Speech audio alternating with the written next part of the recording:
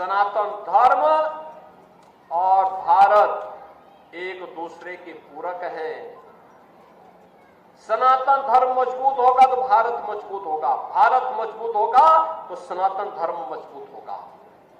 अगर इनमें से कोई भी कमजोर होता है तो मान के चलिए दोनों कमजोर होते हैं।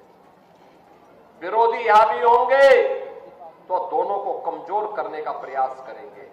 और यही कारण है जब देश के दुश्मन सफल नहीं हो पा रहे हैं तो विभेद पैदा करने का कार्य कर रहे हैं, अफवाह पैदा करने का काम कर रहे हैं,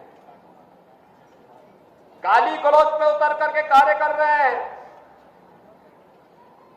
लेकिन अब जैसे को तैसे का जवाब तो देना ही पड़ेगा। बजरंगबली ने भी कहा था ना, जब बजरंगबली को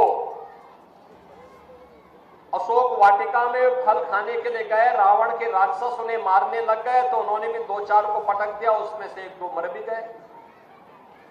रावण के दरबार में ले गए, रावण ने पूछा कि भाई तुमने मेरे पुत्र को क्यों मार दिया, क्यों मेरे साथ के राक्षसों को मार दिया? तो हनुमान जी ने भी कहा, जे में मारे जो मुझे मारे ते में मारे, यानी जिसने मुझे मारा है मैंने उसको मारा है। वो बेवजह मैं फल खा रहा था, अरे फल तो प्रकृति के द्वारा दिया गया, मैं उसको खा रहा था, भूख लगी थी, वो मुझे मारने लग गए, पत्थर मारने लग गए, तो जो पत्थर मारते थे मैंने भी उसको मार दिया।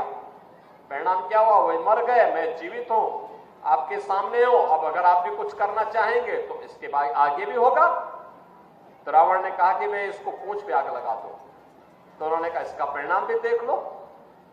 हनुमान जी की पूंछ पे आग लगाई तो उन्होंने पूरी सोने की लंका को ही भस्म कर डाला। बहनों और भाइयों, बजरंगबली बनिए, बजरंगबली। आदर्श राष्ट्रभक्त भी, जो राम भक्त होगा वही राष्ट्रभक्त भी बन सकता है और दुश्मन को दुश्मन की भाषा में जवाब भी दे सके। जो देश का दुश्मन है वो हमारा मित्र नहीं हो सकता, कभी नहीं हो सकता।